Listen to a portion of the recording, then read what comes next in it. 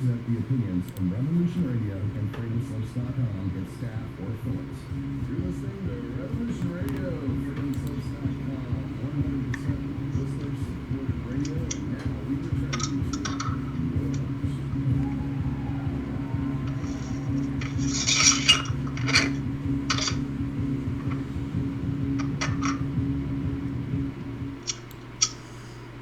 Hello, my friends, Evolutionary Energy Arts family. How are you guys doing tonight?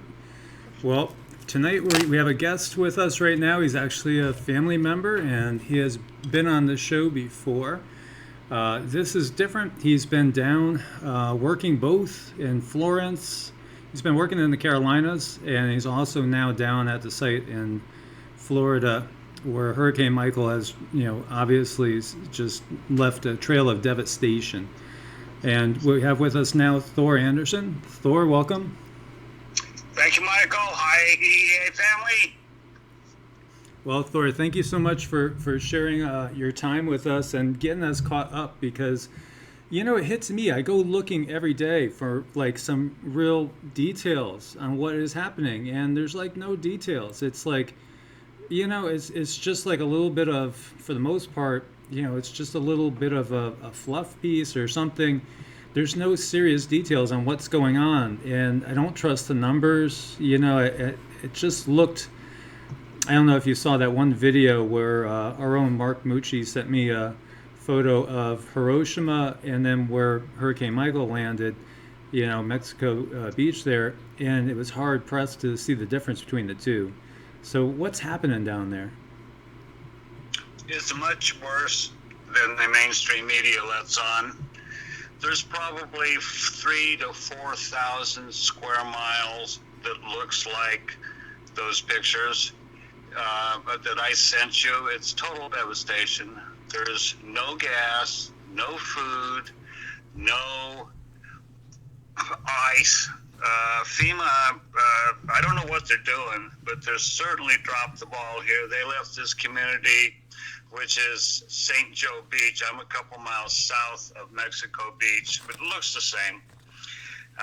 And we have the curfew on here at 9 o'clock. I couldn't even get the deacon from the First Baptist Church, which we've been working through and supporting right up the street from the fire station, which I was trying to get the chief to either let me do the live remote from there or come on down to my place. And he says, absolutely not. Anyone on the streets will be shot or arrested, not necessarily in that order. They caught a bunch of guys the other night running around with AR-15s and camouflage and saying they are the militia that came in to help protect the citizens. They were immediately disarmed and slapped in jail.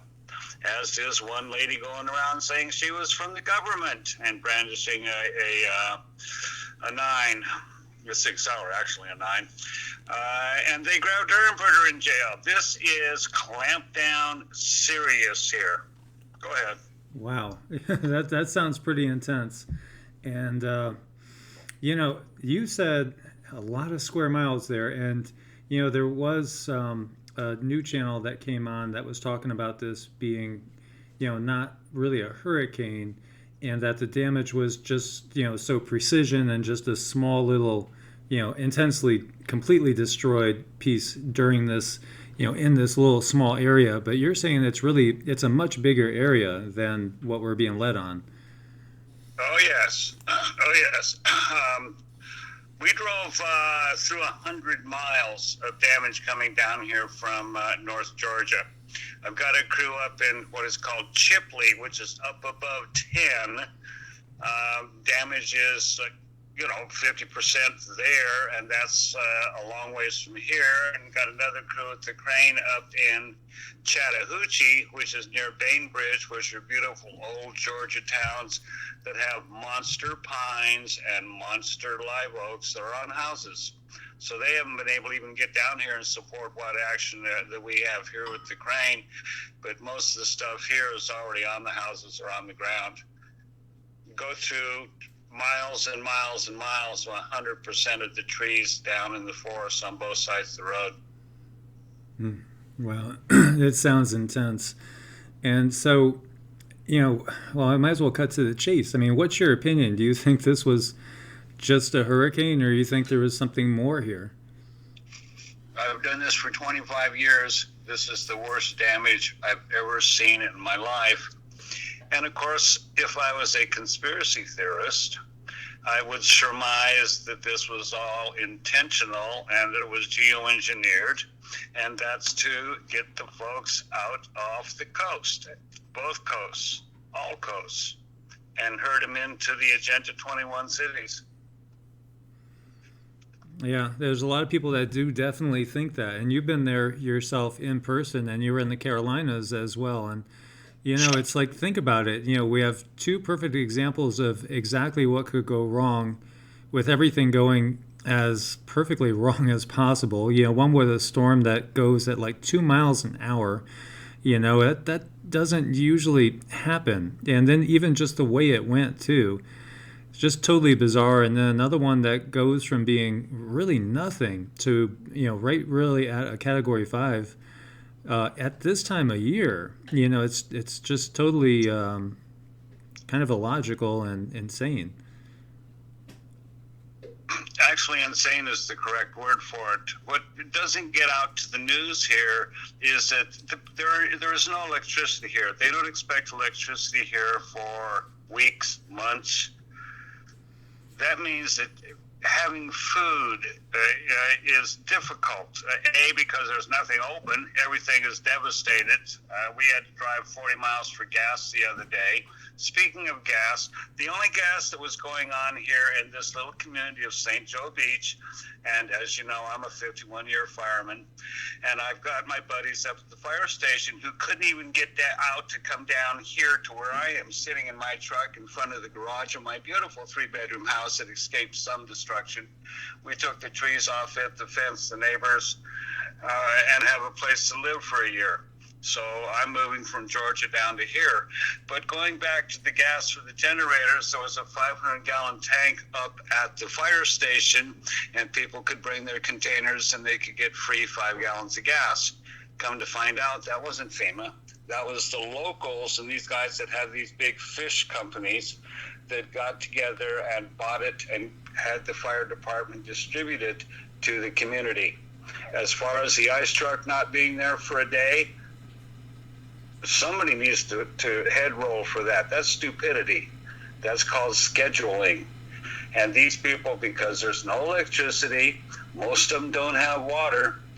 That means most of them don't have sewage, toilets, the things. We're lucky we have water. That's it. We just got off the boil water notice today.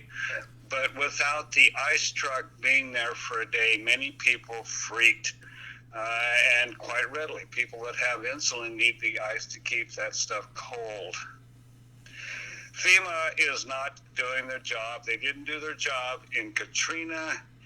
And these boys here are a little heavy-handed about running around town in their cars with the sirens blazing and the convoys and this and that. And that's all good. We got Leos. The law enforcement is keeping a lid on it here, I'll admit. And the community that I'm in, everybody's got a gun anyway. So it's pretty quiet here.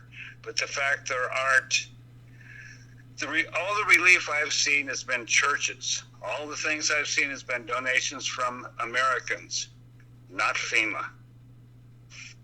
Well, and you said now the military presence there, would you say it's heavy?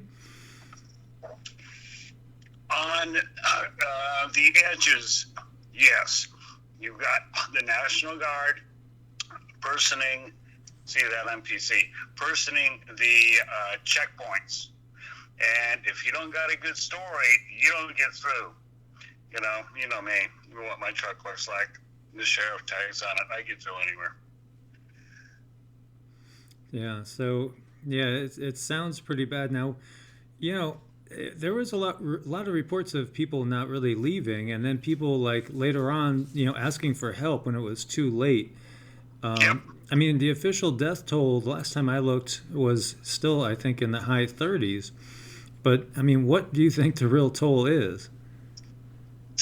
It's somewhere close to that because we've been in search and recovery now for, let's see, this is day 12 for 5-6 days. figured that all the stuff people were found, and they're not finding any lately. So don't know how many evacuated. Rumor goes around here that head of FEMA denigrated the people who stayed, calling them stupid. Right. And then, there's, I'm sure, some that were swept away as well that we'll never know.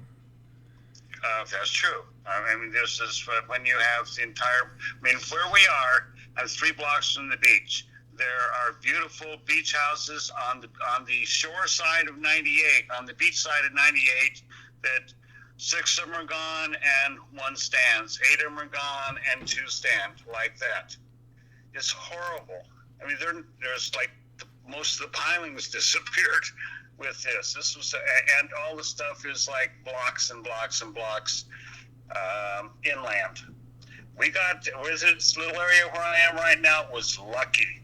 Got about a block square that is somewhat intact, bunch of trees down, but the houses didn't get overwashed, and we're safe. Well, that's good. That's good. So, yeah, we keep coming back to this Agenda 21 plan. And, the other thing we have is the red tide, which has been all around Florida. Well, it is now. Basically, Florida is pretty much encircled in red tide. And so, you're right. It is kind of like pushing people out away from the coasts. The red tide is even up here as far up as Kennard, which is up above Weeki Wachee Hoochie, up 71. And that's 45 miles from the coast on this river. And we did a tree job up there, and this lady showed us the beautiful 94 steps down to the river. And she opened the back door and almost died. Oh, God. Okay, and these people, they have to live there. Well, no electricity, no running water. Everybody's camping out, but at least we're able to open some roads and take some trees off houses so they can think about electricity someday down the future. Wow. And then what you saw in the Carolinas, how was that in comparison? We left Saturday morning from North Georgia, across and down to Columbia, and was going down 26 towards Sumter to see my friend Jim Lee from weathermodificationhistory.com and climateviewer.org.com. And on the radio, I've got my fire radio, it comes in that batten down the hatches that Florence is coming ashore in Wilmington and will be coming through Florence in 1 hour. And I look and I go, I'm 75 miles south of Florence. We better nail it. So flipped on all the lights, and ran up the road and noticed that we're the only ones on the freeway. This is 95. No one. 0. And we kept going, and come up behind it. And here's now that it came in, trying to push my truck off the road, and I got tons of stuff in the back, okay, and it's a nice new big Ford four-wheel drive. And there's nobody on the road. And the wind is going sideways at 70, 80 miles an hour. We come up to Lumberton, and the highway patrol sitting there and says, what are you, stupid? Why are you on the road? And I said, I'm a first responder. I got to get through up here. And he says, you got maybe 18 inches, 2 feet of water in front of you. And I says, yeah. And he says, hey, your ass, go ahead. And I said, see ya. Right through it. And we got in 3 o'clock in the morning into Chattahoochee, or into Chocowinity, which is just south of Washington, off Pamlico Sound. And we were in behind the hurricane. The hurricane came in below us and destroyed Wilmington and made everything wet down there. Got a couple hours sleep, went to work at 7 that morning, worked straight through for 30 days until doing a turnaround and coming down here. Wow. And so the damage you saw down there, in comparison, I'm sure it wasn't as intense because there wasn't the winds, but then you had the water, and I know there was quite a bit of storm surge down along the coast. There was. Wilmington got wet. It didn't really destroy everything on the Atlantic beach and things like that. But if you went further north, Oriental got storm surge, quarter mile inland. Everything in front of the beach was virtually gone. Tons of big pines down. But the people will rebuild. It didn't completely destroy the city, unlike on 17, Poplinsville, I believe it was. We were down there, couldn't get in, and there was 8 feet of water everywhere in town except where it was 20 feet deep. The entire city was underwater. Wow. Wow. Yeah, and it was more wet over there. That was what really the thing was. Here was the storm surge and the wind that destroyed everything. Yeah, I'm glad that Wilmington wasn't destroyed. I love that particular city. I mean, I always wish everybody the best, and I hate to see any of these areas get hit. But I lived in Wilmington and loved it. Really, it was one of my favorite places. It's a nice place, okay, and all it did was get wet, okay. It wasn't, there's trees down, but it wasn't really the damage that one would expect. It got more damage over in Newport and Havelock, where the pine trees are, and the wind just happened to come through there between 24 and say 55. 24 being the south and 55 being the north, so it was like 20-mile stretch in there, just got toast. Mm. And so, Thor, you're part of the Cajun Navy, right? No, I'm Operations Tree Disaster Relief Team. The American Cajun Navy, John Bellotti is my friend, and we support and work with them when we can. Oh, okay. But they do rescue. I'm certified swiftwater rescue, but I'm not out there in the boat going and playing that game. I'm taking trees off houses and opening roads for the fire department.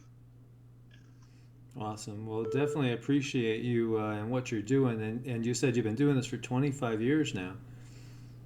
Yeah. Well, I've been doing trees for that long, but then started doing hurricanes and then really got into it after Katrina. I spent a year down there. Wow. In Lumberton, and then spent 8 months in Ike. I mean, they say this, I've already taken a house for a year. I have no idea how long I've been here. This is 10 times the damage that I've ever seen anywhere else. I mean, seriously, if you figure it's 200 miles wide, okay, and then it went in and there's 200 miles inland before it got down to even a 3, that's 4,000 square miles. Yes, a lot of it is forest, but a lot of it is towns, and that's not really being covered. The fact that the people are what is supplying all the cleaning supplies, baby wipes, this, that, and the other thing at the churches. I've yet to see a government distribution center. Yeah, very interesting. Because, you always think that they're going to be the ones that respond, but not always the case, and not always, in the way that you want. And that's what we talk about all the time, about being prepared for yourself, and pulling together. Did you do Harvey as well? Were you? No, I was logistical support Red Cross for Harvey on the phone from my house in North Georgia. Oh, okay. So Katrina, how did that compare to what you've seen? I was in Ellisville. We drove down, figuring that my friends had a house there, and we would watch New Orleans get destroyed on television, and then go over there and go to work. We sat there, and as we watched, it was headed towards the Texas oil fields, and then did an about face and came back up the coast and decided to do a 90-degree turn at Highway 59. And decides to destroy Gulfport and come up through there towards Hattiesburg. And I'm watching this on television, which is Channel 25 down there, and I'm saying to my host, this town is being shredded on television. Where's that? And he says, that's 16 miles south of us. I said, now? He says, we haven't moved in the last few hundred years. And right then, the 70, 80 mile an hour wind started hitting us, and the power went out. went and grabbed the truck, put the inverter on, plugged the TV set back in that way, and watching this hurricane come through. The TV station is getting all shaky, but they're out there, intrepid reporters, and watching this come up and shred South Mississippi all the way to Jackson. And I was, it's 83 miles from the coast from Gulfport shore, and we took 120-mile-an-hour straight-line winds. Trees down everywhere. It took us a day to chop our way out to get down to the fire department in Hattiesburg. It was that bad. Good thing I had guys with me in chainsaws. Okay, and all the towers went down, of course, so we had no communications, couldn't call home and help, bring the crane, bring the Bobcat, okay, get down here. So that took a few, I had to drive out of the area to get to a cell tower where I could do that and bring in the extra help. Yeah, it was, Katrina was bad, but not like this. I mean, this is devastation. You got those pictures I sent you today? Yeah, I rolled through them while we were just talking. And I could bring some back up for everybody to take a peek at again. And, it's one of those things where, if you're following the channel and you see the devastation that we're seeing around the world is just incredible. I mean, it's at such an intense level. I'm not sure if you caught the Spanish floods, but they were insane. Do you know a car was... We don't have internet access here at all. I just happen to have my phone, okay, which I can get out, and I was actually plugged into your channel earlier. I saw part of that that you had on there. So, yes, yeah. Very spotty. There is no internet here. Nobody's got a computer where I am, not even the fire station. Yeah, it's just crazy. It's incredible. Like I was saying, a car actually ended up 750 feet offshore, and 30 feet in water, in the ocean. So we're just seeing incredible storms, and it's just amazing levels of damage that I don't think we've ever seen anything like it before. So that wouldn't have anything to do with any incoming planetary system, right? That's only on the internet. Yeah, it's just one of those crazy whack job conspiracy theories. But there's more evidence coming through with that every day. I have to be honest. I wasn't really a believer, even just a few years ago in that whole thing. I mean, I heard about it. I read all Sitchin's books, every single one of them as they came out, but still didn't necessarily buy into the whole Nibiru thing. But I knew we were heading into these times. I've had dreams of this and my entire life, so I knew we were heading into these times. But now, it feels undeniable that there's something out there. Yeah, and I wouldn't put a whole lot of stock in Sitchin. In my opinion, that he's not everything he's made out to be, and I think that is possibly something to just as a distraction. I would go a lot more along with Gil Broussard, or even Yowza. Well, it is interesting though, because I've seen, and I was doing research lately, and his translations, because I actually thought for a while he was probably disinfo, because I didn't buy the 3600 year part, so that to me felt like he's probably disinfo, and also just the fact of his ties to the Masons and other things as well. But then when I saw some old translations before he ever came on the scene, well before, they were still in line with that. They were still pretty much in line with the whole theory he's pushing forward. Not necessarily the 3600 year cycle and all, but just the fact of the Anunnaki and the whole stories of them tinkering with and making modern humans, things like that as well. I agree. Been watching the skies down here, a lot different from being at home in Georgia, where I don't have a 180-degree view because it's so flat here, and in North Carolina, and it's been quite interesting. I have some great sunset pictures I'll send you. I mean, I've got probably 1,000 since I left home, and I just have no access. So look out when I get internet access down here. I'll pick up my Big Mac when I go home, and all my other stuff. And hopefully by the time I get back, I'm going to leave tomorrow and go home do a turnaround and close my house there and grab the stuff and move down here with my cats and my blue healer.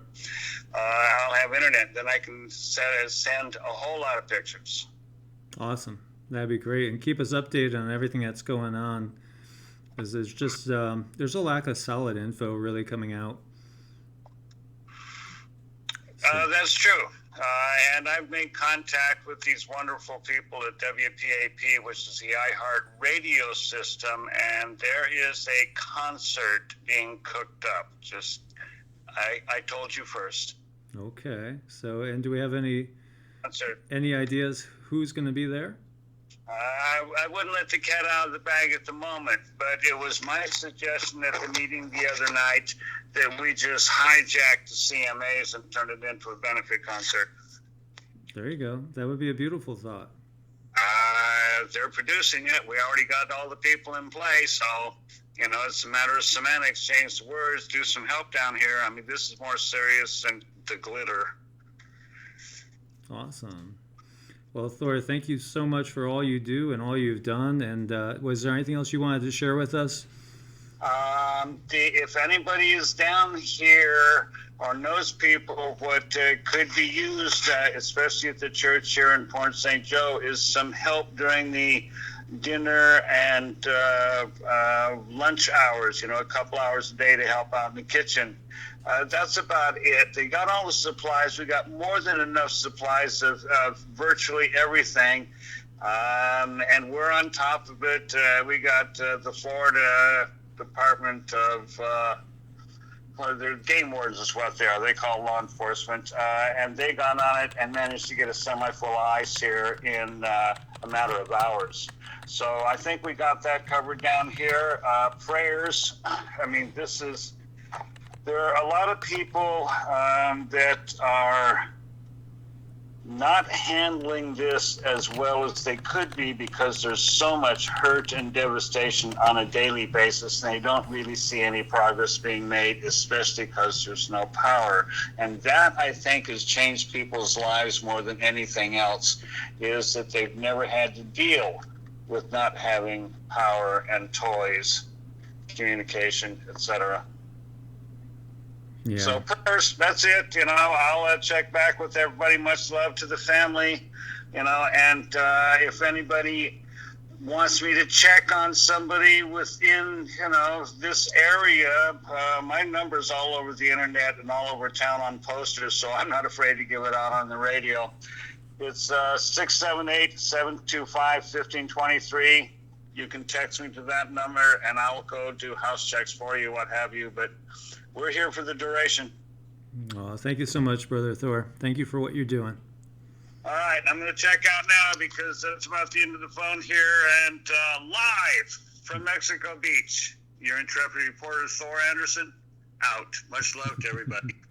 Take care, Brother Thor, and thank you so much. Namaste. All right, bye-bye. Namaste.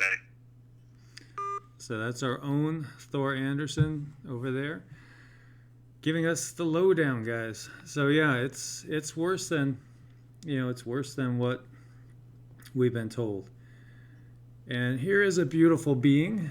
How you doing? You knew I was gonna call in. Yes. I was hoping. You want to hear about Hopi Land? Yeah, tell me about Hopi Land. This is our brother Gordon. Oh my gosh, you guys, there's so much love out there, EA family. Oh my gosh, what a beautiful moon. I am talking to you guys outside, enjoying the celebration of a new world. You guys, we can't let this fear get us. We can't let all this heaviness that's in the world today get us down. We got to celebrate and have a reason to celebrate, right, Michael? Oh yeah, most definitely. So tell me what's going on there. I know it's got to be an awesome thing you guys have been experiencing. See, we went on a rescue mission, so we had a couple of our Global Witness family members from Derek Rose and Jeff Daughtery and WSO and Audie Viewer and all those guys that were planning on meeting on Hopi Land. Well, they wanted to squat there and wait for the gathering, and they felt that it was going to be okay. They weren't going to, infringe on anybody's rights, but some altercations happened and things got blown out of proportion. And the story I heard from the Hopi elders was not exactly what happened, Michael. Mm-hmm. And we got there just in time to rescue these poor angel stars.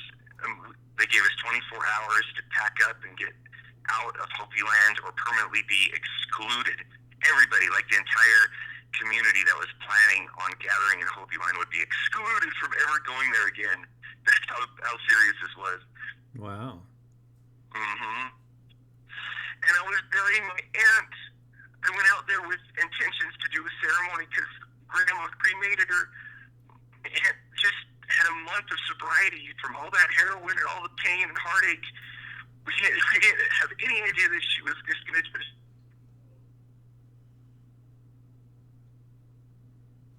You still there, Gordon? You okay? Yeah, can you hear me? Yeah. We just started to lose you there. I just want to make sure you're okay. Yeah, and I went down there with intentions to ceremonially say goodbye to my angel star. And, everybody just came together on Sunday morning, and we held this beautiful ceremony on Hopi land. And I tell you what, Michael, there was angels up in the sky, and I think I got a picture of one of them.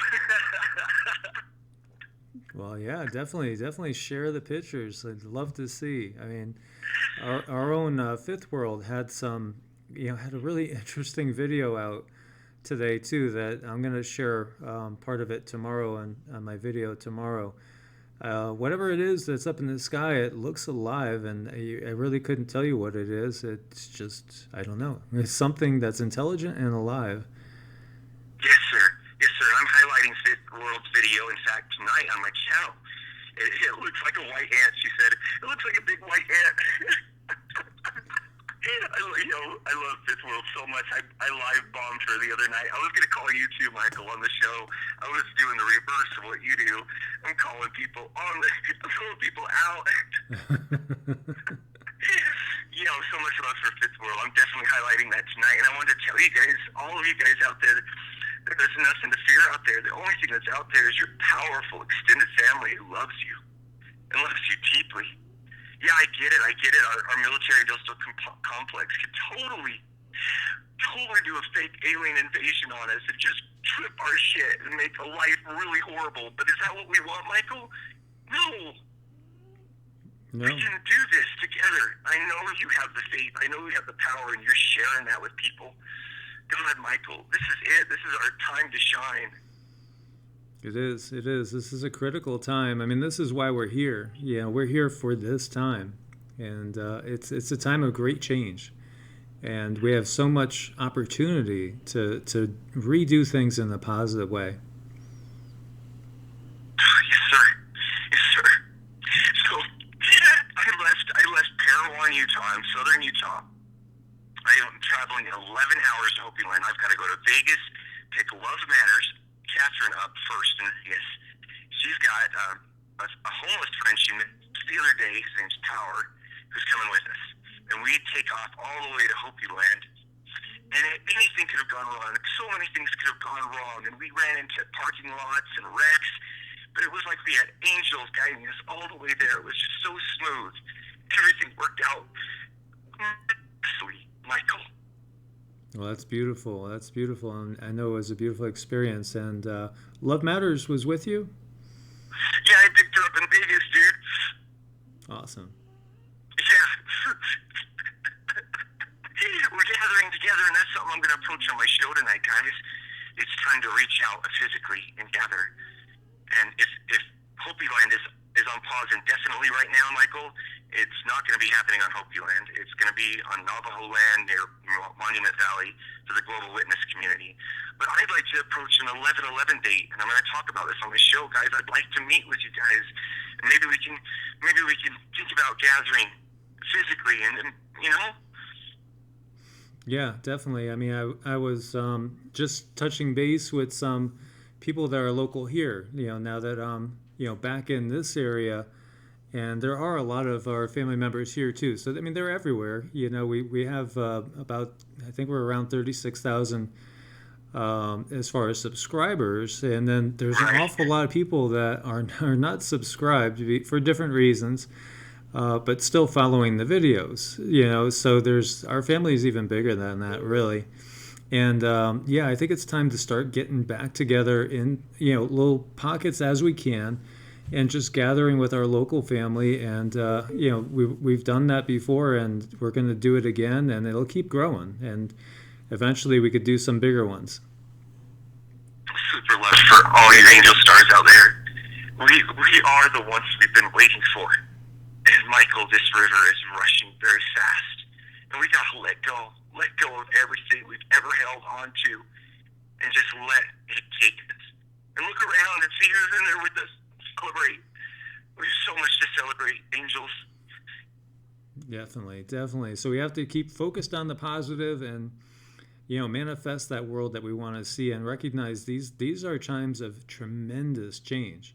And the ultimate outcome is going to be that heaven on earth that's been prophesized from so many different traditions. There's all different ages, and the Kali Yuga, which we are going to be leaving, the dark age of basically unenlightenment, and now we're getting into a place where we're going to have a different type of consciousness, more of a unity consciousness, more of, to make it simple, more of a can-do attitude instead of what we've had, which has been so basically a world of divisiveness. And so we're going to learn to appreciate each other for our differences, and just, love those differences, and realize that we're all part of one living organism here on the planet. That makes me feel so warm. I love you. I love you so much, Michael. I'm hugging you right now, brother. So many blessings to you. Thank you so much, Brother Gordon, and love you too. Love what you're doing, and keep doing what you're doing. Yes, sir. All right. Good night, angels. Good night, Brother Gordon. Namaste. Namaste. And so that was our Brother Gordon out in Utah. And check out his channel as well. I enjoy his music, and he's got a heart of gold. He's just a great person, beautiful person. And so we do have an open line at 614-400-5835. I think we had a couple of people call in during that last call if you want to give a call back. And we could talk about anything. There's, like Mark has been doing an update, and there's a lot of quake activity, and I'm watching it more closely than usual right now.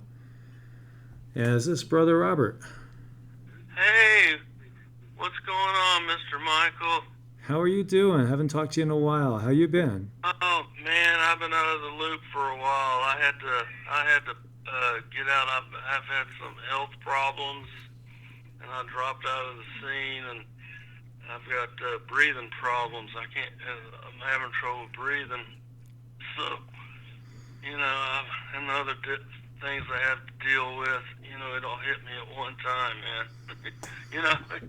When you're on one end, all of a sudden you have all this goddamn money, and then all of a sudden you don't have any.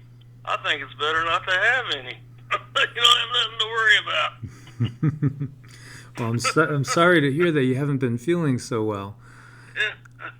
Yeah, I'm on medication now, but I don't know. It's on long term. It's something that can't be cured with a pill or anything. I just have to give me medication. So, I'm gonna try to help you on the Patreon as much as I can, but I couldn't do what I did in the past. I'm pretty much spent. So. But I love you, man. I just wanted to let you know that, I'm back in black. There you go. Well, it's great to hear from you. And if everybody could send, Robert some love and healing energy, and send all your best wishes for him, that his breathing gets better and his health gets better and restored. Yeah. Man, I think it was it's all these chemtrails, and that it started when that damn dust. Remember all that Saharan dust that started months and months ago? Yeah. As soon as that damn dust started hitting me, I started having big time problems. And I've heard that from people in so many different areas. Yeah. So many. Yeah, something amiss about that. Yeah, But anyway, Matt, I'm just glad to hear from you. Like I said, I love you, and I love your channel, and I've always been in the shadows. I've been kind of just keeping a low profile, just like a bobcat. But yeah, man. I don't know, man. I don't know.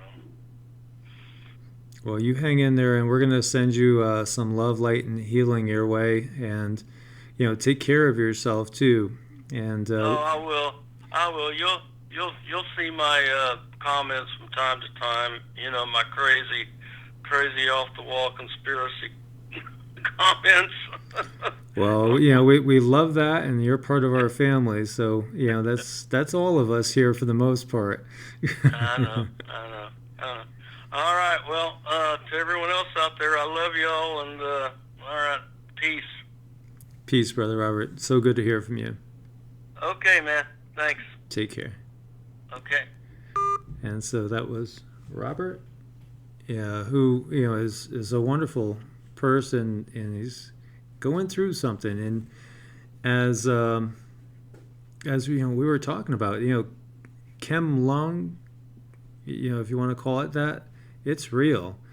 And I think the combination of, like, if you're down in Florida, the red tide that's going on, without a doubt, the chemtrail activity has been crazy. And I know so many people everywhere. I mean, UK, both sides of the United States, as far as the coasts, Australia, people from everywhere have had breathing issues. And I think a lot of it is related to the spraying. And as I was sharing before, I was looking at photos coming in from all over, every area, South Africa, Australia, down from South America, and all these photos. You look at the sun, wherever the sun is, it's just covered in chemtrails.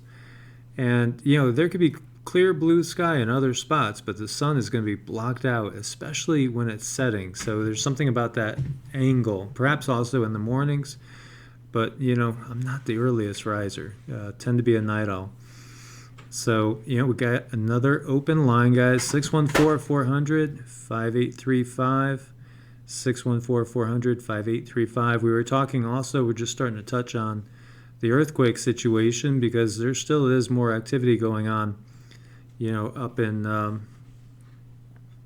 Pacific Northwest. So keep an eye on that. And, there was actually just a lot of activity in the whole western region. Not necessarily huge ones, but just a lot of them. I was looking at that before.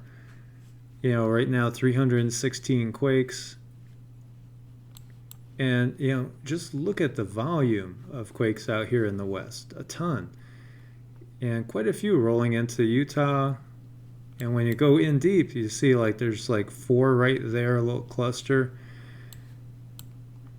There's definitely a lot of activity, especially, on the West Coast right now. Just, be a little bit more alert and aware than usual. But I think now, time-wise where we are, everybody needs to be as prepared as possible. Whatever you could do. If you could afford a generator, storing, of course, storing food and water, lamps, candles, everything you could think of. We keep touching on new things all the time, things maybe we forget about. But most definitely now is the time to take your preparations to a much higher level, because it definitely feels like things are shifting. And keep in mind also that we are in that alignment again, that alignment where all the planets, are on one side. And the last time that happened, we got a lot of big quakes. And it definitely seems like things are waking up. They are definitely waking up. So everybody that out there on the West Coast, be safe, be alert, and practice whatever you would do. Whether it's bug in, bug out, just make a dry run on what's going on, in case you are going to experience an earthquake or whatever it is. So you guys, we got an open line again, 614-400-5835. Again, 614-400-5835. And we could talk about whatever you want to talk about. There's so many things going on. I was listening to the show that goes on right before me on Freedom Slips, and he was riled up about the whole caravan coming in. And there are definitely a lot of people nervous about this. And so that's the other thing that we're seeing dominate the news, is all the talk about the caravan coming up. The fact that there could be ISIS in there. There's definitely MS-13 in there.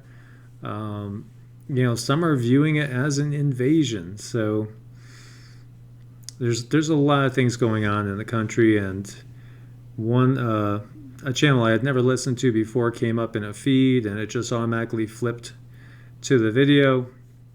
And that gentleman was talking all about militias and stuff like that, and again, down here in the southeast primarily, how there's a lot of militia activity. And Thor said that too. Thor said there were some guys out there with their AR-15s saying that they were militia.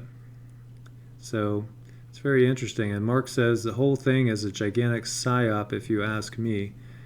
And yeah, I would not disagree. And sometimes when you make videos, people might hear something and think that you're saying that you belong to one particular view. One thing that I've said before is, as the info comes in, I'm willing to adjust my point of view on some things. So I'm not going to just, toe a hard line and just make everything fit into the box. If some other info comes in and the box needs to be adjusted, then we adjust the box.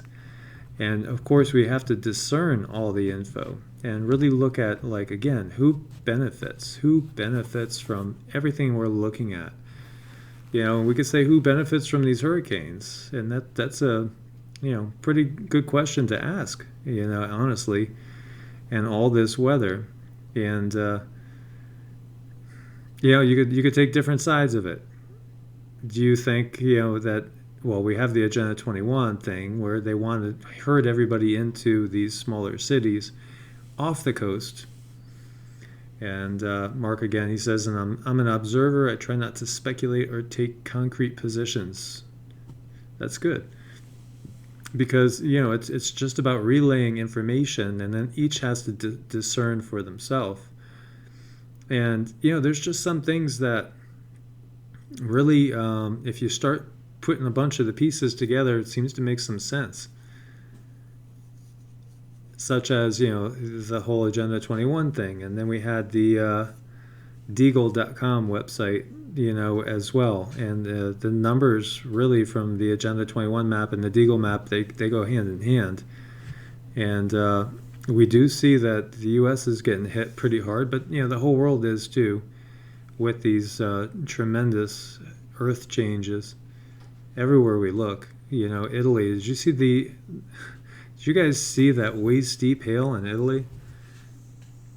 It was a really unusual sight, to say the least. And then the floods in Spain were just incredible. And then you had the floods over in Yemen and Oman, and of course India has had just about everything you could think of. And then we have Japan getting slammed with, I don't know, was it 14, tropical storms and cyclones that they got hit with? It was an incredible amount this year. And we want to just kind of take a deep sigh and, deep breath and say, it's October 23rd. Tropical storms and hurricanes and stuff, cyclones, they really shouldn't be happening anymore. But, the way this year has been, we still might have a Category 5, around the corner in a week. You just don't know anymore. Everything has changed so much. And then there's the whole question of, are there really weather wars going on? And is that something that's really happening? There was, thanks to Catherine that sent in a story to me, there was a Orlando-bound Southwest flight that was struck by lightning. It was coming from Boston, and they had to make a emergency landing in Hartford, Connecticut. And that's something that I would think would probably keep increasing, and we've seen that. And I would be nervous to fly a little bit now with everything we have going on, weather-wise and all.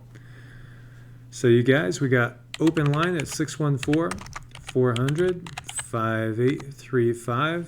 Go ahead and give a call in. Let's see what you guys want to talk about. So much going on right now. We were Serendipity is talking about water purifier straws. Yes, you could get them relatively cheap. I think that I bought mine for maybe $10 each. And it's amazing, how many gallons they will take care of. And so, if that's something you haven't gotten, then I would definitely do it. Because you never know if you got to bug out. And then say you're in a situation where there's no, everybody's grabbed the water, there's no running water. What are you going to do? Water is so necessary. We could live a much longer time without food than without water. It looks like we keep having some issues with our Skype, and that's our Freedom Slips side of it. Just want to make sure I think we still got you guys on Freedom Slips. If anybody's on Freedom Slips and in the chat room, let me know that you still have a connection there. So much to go and think about. Bug out bags, bugging in, bugging out, safe zones, we've talked about that as well. We're definitely going to have some get-togethers over here, and in particular, I was thinking of doing one in somewhere, either Asheville or Greenville, South Carolina, Asheville, North Carolina area, setting something up and seeing if we could get some of the Evolutionary Energy Arts family together and have a little get-together. If the weather was great, then maybe a little picnic outside or what have you, just to meet and greet. And hello, caller, you're on the air. Who do we have with us now? Pat from Alabama. Let me get the sound down on this thing. So that ought to make it nicer on everybody. There you go. Well, welcome, Pat. What would you like to talk about? Well, I've got a real curiosity. We have a hurricane coming across Mexico. We have 14,000 migrants charging up from Mexico. Are they going to get ran over by that hurricane? Or is the hurricane going to go in front of them and destroy the poor Mexican population's homes and whatnot? And these folks coming up from Honduras looting them. What do you think's going to happen? Yeah, I think the hurricane's laying the path is the way it looks to me so far. So, yeah, it looks like the latter is a probability. Yeah, I don't see I'll give you a little background. I lived in Honduras for close to a year and worked Central and South America. And they look up at Mexico like Mexico looks up at America. The economic conditions in Mexico are far better than in Costa Rica and Honduras. So I see the fight, depending on where that hurricane falls, in Mexico, and not even getting close to our borders. Might get lucky. Yeah, it's going to be an interesting thing to see, how it goes. And one of the things that we touched on in that video today is just like when you look at the pictures, they're all like military age guys. Is pretty much the case. And so you got to wonder, what's really going on there? Because if it was people escaping, wouldn't there be more of a mix? Yes, there would be. And what really cracks me up is all the obese people. They're going to march 1,000 miles or more, 1,500 miles, they ain't gonna make it. They're carrying 100 pounds of extra weight besides their backpack. So it's really an odd mix, but I can guarantee you, you're right. It looks like it's about 70 or 80% men of military age. Yeah, it's definitely curious. I mean, because when we've looked at other photos, right, of like some of the refugees, flooding out of some of the war-torn areas, then you see just pretty much everybody you would expect: men, women, children, all ages. This particular one, it's just, I mean, I'm looking through the photos and I'm trying to find some that show a more balanced population, but it's not the case. No, not at all. Like I said, I'm just wondering if that hurricane's going to hit them, or is it going to give them a lot of looting opportunity that the Mexicans aren't going to like? Right. And that'll tie it all up into Mexico, trust me. Mexicans look down on Hondurans and Guatemalans. They enforce their border generally. That's what surprised me with them coming across so quickly. But that's just me. I thought I'd give you a call. I sure do appreciate you talking to me. And I agree with you. I'm going to give you an attaboy for trying to help enlighten the world a little bit. Thank you much. Thank you, Pat. Thanks for sharing, brother. All righty. Bye-bye. Bye. Take care. So that was Pat. And, it's an interesting thing. And, of course, we could get really, really cynical and say, well, look at the timing of this, too, because this is happening right by the elections again. And so much of the time, things get used, of course, to sway elections in one way or another way. So you really got to wonder about that because of the timing again. And, there's so many ways to look at it, too. There's so many different ways. You could look at it the other way, and as Hillary is saying in the chat room, she says, I'm afraid the government's going to use the caravan as an excuse to use that laser crowd control weapon. So we've talked about that, too, and that stuff is super scary. Super scary. Hello, caller. You're on the air. Who do we have with us now? Yeah, hey, this is the owner of the station you're on. This is Nighthawk. Hey, how you doing?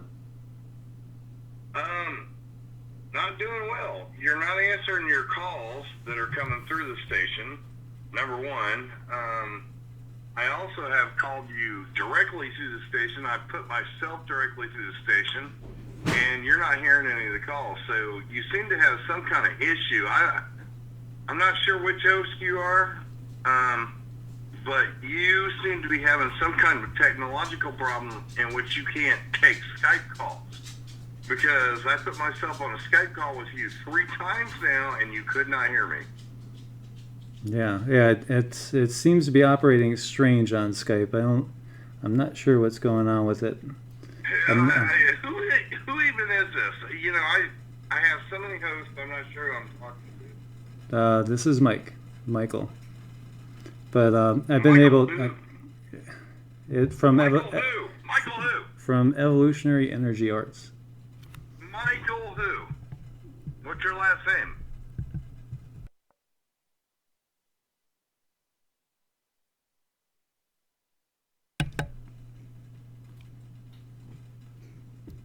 Can you guys still hear me? Just want to test, make sure you guys still got me here.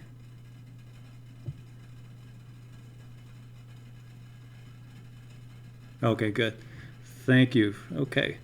So guys, I don't know. I guess I'm having issues with Skype calls coming through. But anyway, still going on. I got you guys here. And so we'll move forward. And again, it's 614-400-5835. And we'll go forward. So, yeah, there's so many ways you could look at it as far as what's going on with the caravan. Is it, basically, is this being done as part of just basically a political act, or is it something even more than that? So we could talk about whatever you guys want to talk about. Again, it's 614-400-5835. And give a call in, and we could see what you guys are interested in.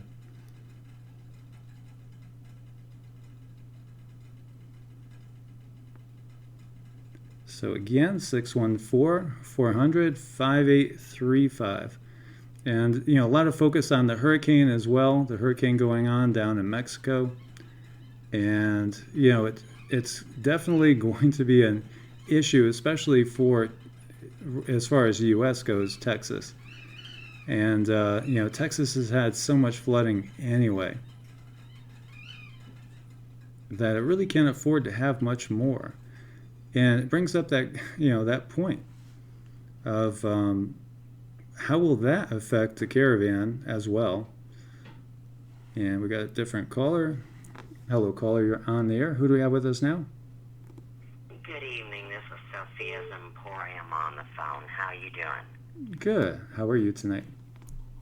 I'm well. I was wondering if you guys wanted to hear a little bit on the subject of homeopathy and how to take care of oneself in a crisis. Sure. Go ahead and share with us. All right, cool. So for anybody that doesn't know, the biochemic theory was documented by the theory of Virchow in the 1700s, I believe 1757. It was the standard for medication until it was outlawed in 1929 when they introduced the sulfa drugs and banned the natural cell salt. I would call it, the feeding of your cells. I mean, it's direct cellular nutrition. So on the live stream, I had typed in ferrum phos, and the short form is FERRPHOS, and the name on the element chart would be iron phosphate. So I know everybody's heard about that. But it is, they're small, meltable, they're not really pills. They have no coating, so they melt under your tongue, kind of like if you guys remember what candy cigarettes taste like. That would be the texture and the taste of when you put these under your tongue. 4 to 5 is the amount that you take at a time. People need to get it in their heads that it is not medicine. You cannot overdose. You cannot take too much of it. I mean, my son, when he was a baby, used to run off with a bottle and eat them because they tasted good. It won't hurt anybody, but it is critical when you have to take care of yourself. So if you have an acute case of inflammation in the lungs, which would be pneumonia, any kind of infections, whatever, you know, like water, fluid, mucus, any of that, you have to start taking that Fair Phos, and you take every 15 minutes, 4 to 5 of these little things for 2 hours. They're only $9 for 500. It's very inexpensive. I've also made many YouTube videos at my channel where it pulls infection out of the skin. So you can also take these and add a small amount of clean water to the pills and melt them down and put it on your wound. So you can use it topical or internal. And the phone number everybody needs is 1-800-HOMEOPATHY. And the brand name, which sounds, I always think a little odd, is Luyties, Luyties. And I'm calling from Missouri. So, believe it or not, this stuff was made in St. Louis since 1853, and I was born in 1964, and by that time, the building in the city that housed this factory had been burnt down under mysterious circumstances. The gossip on the street is. So, I think they're based out of California now, but I'm not too sure. And if you just research it out and go to a health food store, if I was y'all, I'd pick up at least the ones that apply to me. So, for example, you got to have ferrum phosphate. We've been over that. But there's also the ones you would need, say like if you were coughing up yellow mucus or if you were coughing up green mucus. That would be two different ones. I'm not in that room right now. There's also bioplasma, which is where they do a combination of the 12 tissue salts. And the spelling on that for everybody is SCHUESSLER. So the original name was that. But that's what I'm calling in for. Now, one more tip, and I know this is going to sound really odd. If anybody's at the health food store picking up their homeopathy, making their bug out kit, if they have small organic tampons, you want to pick up a box. Because if somebody gets a gunshot wound or an impalement or stabbed by a knife, you clean that wound, apple cider vinegar, tissue salts, something simple. The tissue salts don't burn either. So if you have a gash, I mean, you can fill up that wound with the tissue salts with a little bit of water and shove a tampon in it. And that's the truth. Well, that's an interesting tip there, and I've used bioplasma myself. I actually have a bunch in the drawer. So Good. Yeah, it's something I'm very familiar with cell salts. I have a friend that does like a lot of long-term fasts, and he'll go a week without eating or drinking. He won't even drink, and he just takes the bioplasma, and he does fine. Yeah, when they talk about, I think they call them breatharians, know, like the people that basically don't imbibe food anymore. That would be the way they would survive, tissue salts and other supplements. I think that the biggest thing for people to know, since you know about it as well, is how important it is to not open a bottle of it around any strong odors, because it can depotentize the bottle of homeopathy because there's no coating on those little white pills. Just another thing to keep in mind. Yeah, but it's really good to hear that you know about that, Michael. I'm glad to hear it. And I did call earlier. I know that one guy called and said what he said about Skype, but when I called on a landline phone, just to let you know, because I like phones with cords. And it said that number was unavailable, was what the recording said, just to let you know. So right, yeah. Unfortunately, I just basically take one call at a time, so I don't really have an answering service or anything like that. It's just kind of a. You know what? That's all right. People can wrap their minds around it. I just wanted to give you the intel from my end. Well, I appreciate it. Well, thank you so much for sharing that too, and it's good info. Yeah, no problem, man. Take it easy. You too. Take care. Cell salts, cell salts are definitely very good, and it's something I've used for years. And there's a lot of benefits to them. A lot of things they do. So, guys, we do at the moment have an open line. And again, it's 614-400-5835. Hello, caller. You're on the air. Who do we have with us now? 5835. Hello, Michael. This is Jacob. Hi. How you doing, Jacob? Good. Really relaxing right now, even though there's a lot of tension. What about you?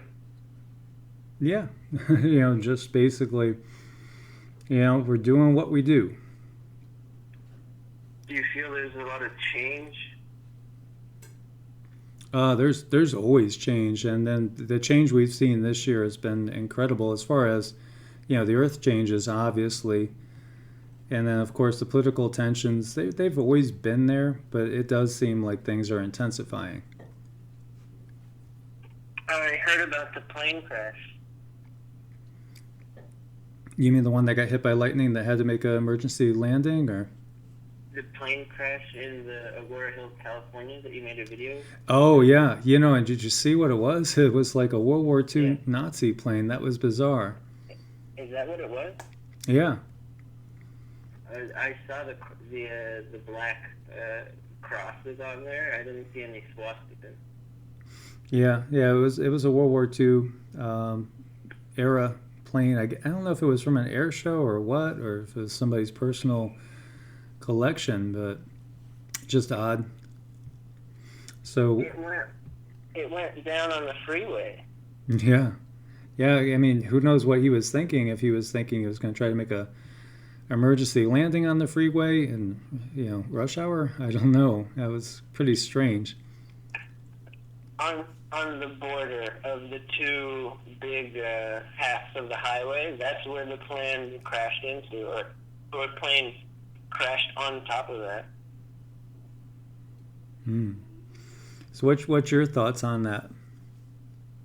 I thought it was symbolic of like stopping of whatever fascist military regime. Like this is some levels ongoing, some levels that happened today. I could see that. I could definitely see that. Are you out in California?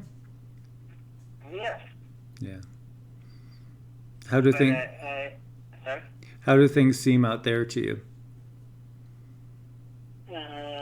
I check in with a lot of people all across the planet, and it's overall a nice heartbeat, or like it's a good representation of the planet in a way. Yeah, there's definitely been an increase in quake activity. Nothing big in California, but a lot of swarming going on up and down the whole West Coast right now.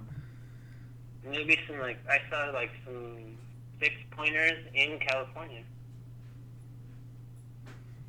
Yeah, it's definitely a time to watch things over there for sure with the increased activity. Have you guys noticed a lot of chemtrailing? No. Pretty clear skies? It's kind of subjective because of how far I could look up based on whatever proximity to me. Mm-hmm. But no, almost never. Well, but that's by intention. You want to talk about that? Because I hear you talk about it. Sure. Go ahead. So if you have organite or crystals, or you don't, and you just recognize that you want there to be a clarity, you want the intention to crystallize, that there should be a clarity within and without. And that detoxifies almost anything. Interesting. Yeah. It's all a matrix. It's all a programmable matrix. Nothing is physicality. It's hardly even a mentality. It's only a reality of ability. You have the ability to believe in a reality. That's your ability. Then make the reality as amazing as you can. That's what I would advocate continuously for. That's a beautiful thought. Definitely. And in the chat room, the Fifth World was saying the same thing. She was saying chemtrails don't exist in the fifth dimension, and it's like you were saying, it's more about intent, as we've talked about before too. And it's a practice. You practice energy breathing as millions of us do, and it's also a practice of crystallizing clarity and getting chemtrails to disappear above your head. Get the proof. Do it. I mean, I would say literally be the intention of that, and you will succeed.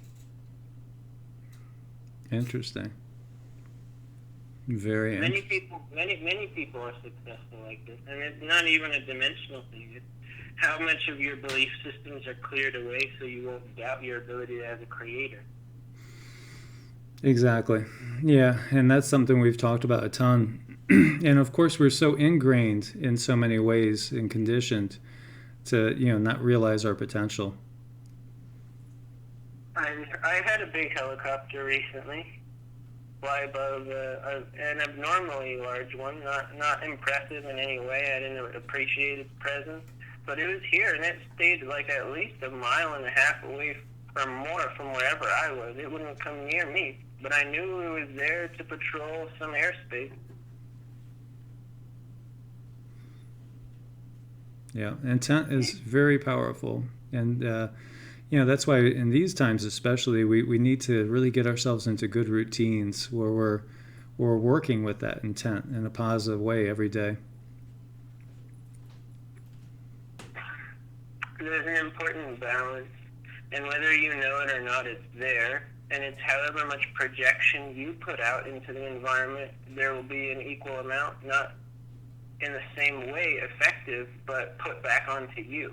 So if you just stop that whole cycle of like throwing shit out and like taking shit in, then you start like carving diamonds. You start etherically crystallizing beautiful realities.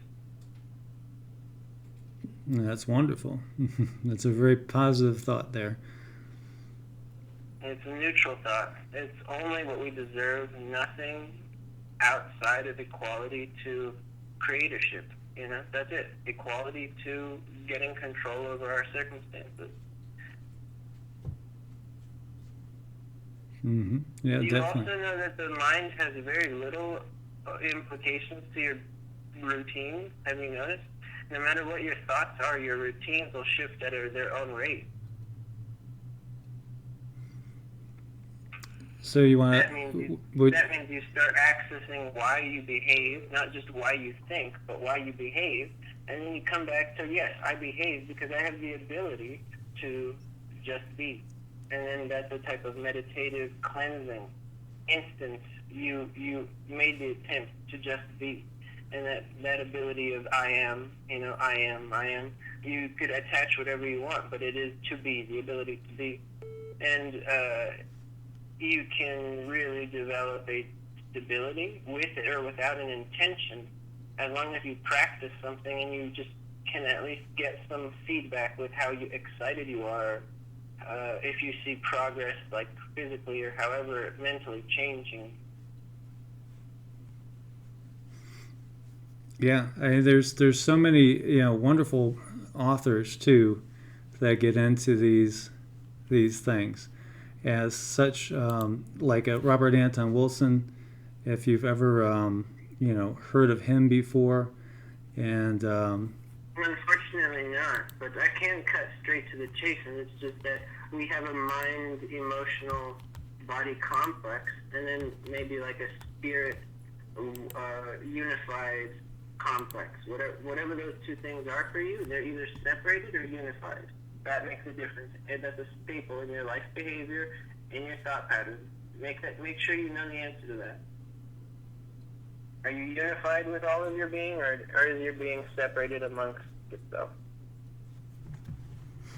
Yeah, I mean, that's something we need to ask ourselves and delve deep into. Like there's an interconnectedness, but it's all within you. Before you start trying to see it all around you, see it within you. That interconnectedness with whatever you don't want to think about might come up when you're meditating, and that's good. You can clear it. Yeah, definitely. Awesome thoughts, my friend. Well, thank you so much for sharing that with us, Jacob. Anything else you wanted to talk about? Keep up the amazing community work. Whatever it is that you put out there, it always seems to synchronize itself. We could talk about that, like synchronicity and how it's like picking up at a particularly fast rate. Yeah, it definitely is. I think people that are, in tune to these things can just see it and sense it. Everything is just manifesting so much quicker. So much quicker. Not only manifesting faster, but like getting more in tune with like, oh yeah, there's not a difference between what happens outside of my skin and inside of my skin. Like the environment is listening to you. Isn't that part of particularly a fascinating synchronicity, is when your thoughts appear in reality without you knowing? Yeah, most definitely. It's now more than ever. Go ahead, Jacob. And then what you call manifestation is your thoughts appearing in reality with you knowing. That's manifestation, and synchronicity is the unknowing or the mysterious. And it can be exciting and just practicable and perfectible. Exactly. And it feels so good now more than ever. At least this has been my experience, to get into that, deep meditative state, which seems to be easier and easier, at least in my experience, to get into now. Where, basically you and your environment become one. I get you. That is, I don't want to sound somber. It's so exciting when synchronicities are continuous, and you know why. It's because you are choosing to deeply understand that you're only going to excite yourself with like things that have to do with like growth and perspective. And you know that you're not a body, so your eyeballs don't matter. Everyone's eyeballs almost don't matter, because there's a whole universe and it doesn't have eyeballs, but it has a consciousness. And everything is consciousness. But how much of us are thinking too much through our eyes? Oh, that's very true. And that's all. It's all about basically letting, that incessant, constant voice in your head go, and just quiet down, and then really truly experiencing and feeling. And that it's one of the profound things of meditation, is that you close your eyes from all appearances, and that's your setting, is the darkness, the intensity of no contrast, or like something that's a purity. Nothing can be judged, or what we could say. What we could actually say is that it's like you're collapsing your own potential. Is when you conclude to judgment, or like giving up or lack, complaining, rather than empowering, encouraging, and being joyful about your process. Because there will be a process, however easy and instant and directly enlightened you are. I bless you to that. It's always a process, that is for sure. Well, thank you, Jacob, for sharing. Okay, Michael. Thanks again, and hope to talk to you. Bye. Take care. Namaste. So that was Jacob, and talking all about, how everything is changing, and so many people are just becoming so much more aware. Just aware. Just aware. And, for a lot of people, they just don't ever try to be truly aware. Eckhart Tolle is awesome. If you guys have not checked out Eckhart Tolle, he's so amazing, really. And, you could see that pure joy in him, because he really gets it. And so, you hear the joy in, say, Gordon. Gordon always is so excited and happy, and just, he's just awesome, and so happy all the time, because they get it, they just kind of get it. And unfortunately, not enough people get it, but I think as more and more people get it as we go along, it's going to be a beautiful thing, because it's going to change things. Completely change things. And slowly but surely, things are changing. Hello, caller, you're on the air. Who do we have with us now? Hello, who is this? This is Michael. Who is calling? Hey, this is Nighthawk, Revolution. So, for you guys that are on Revolution Radio, sorry, I'm not going to do it anymore, because the owner is being a butt. So it's one of those things where you just don't need the aggravation, because, radio, for one, it's never about paying the bills.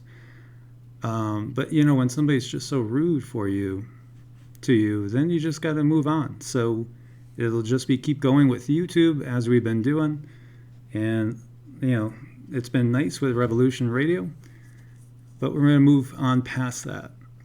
So you guys, what do you want to talk about? Again, it's 614-400-5835. And so that's really a great point too, because a lot of times we have like things and plans in our head, and we just basically, you know, feel like we have to do something, and we really don't. You know, we can make our own choices as we go, and that's really what life is about, you know. And especially in these times, we get to the point, because the energies are getting more intense, and everything is coming to the surface so much more now than ever. And so a lot of times we just have to simply, you know, cut ourselves off from any negative energy. And that could be a really hard thing to do sometimes, especially, you know, if you feel that you're locked into something, or, you know, and that could be, you know, a relationship. Is most certainly can be jobs. A lot of time we do, you know, jobs that we just do because we feel like we have no other choice. And that's really just so sad, you know, because we're supposed to be like living here in this world and basically experiencing the beauty of it. And so when you're surrounded by people, perhaps, you know, and again, I go back to thinking about different jobs I've had, you know, because most of my life I didn't do anything I really, really wanted to do. I just did it, you know, to basically pay the bills and, you know, support the family, that type of thing. And then we get trapped into, you know, the whole system. And say if you know, you take on a mortgage and all that, you know, it could put a lot of stress on you. And then you start to, you know, lose track of who you are. And I think so many people don't even know who they are. They don't know who they are at all. And that's really, really very sad. Because we should be doing what the Buddhists call right livelihood. And, you know, that is doing something that we love to do. And then because you love to do it, you're going to probably be pretty good at it. And then all is good. Because you're no longer working. You're just simply doing what you love to do. So like Mr. Mark Mucci out there, you know, reporting on earthquakes. And, you know, if you're doing stuff like that and you love it, it's not work. It's pure pleasure. And so we should look to every single day, you know, in an excited way, and be, you know, really happy to go ahead and face our day, because we don't really have to face it. We want to enjoy it. And so that's where like the system has gotten so, you know, off kilter and out of balance. It's all about, you know, it's all about the ride for one thing, and we tend to lose that perspective as well.